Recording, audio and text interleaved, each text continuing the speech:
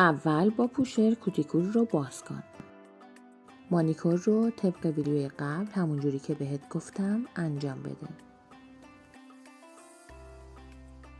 با بافت سطح کار رو آری از چربی و ناهمواری کن. کوتیکور رو با استفاده از قیچی کات کن. اگر از روغن استفاده می‌کنی باید اینجوری تمیزش کنی. با پد و کلینزر حسابی تمیزش کن. همینجوری که می‌بینی. دهیدراتور رو زیاد بزن. خشک شد.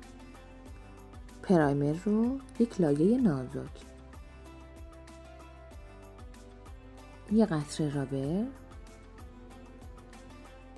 با استفاده از قلم ژل رابر رو روی کل سطح کار میکشم. خشکش کن. حالا میتونی ادامه کارت رو انجام بدی.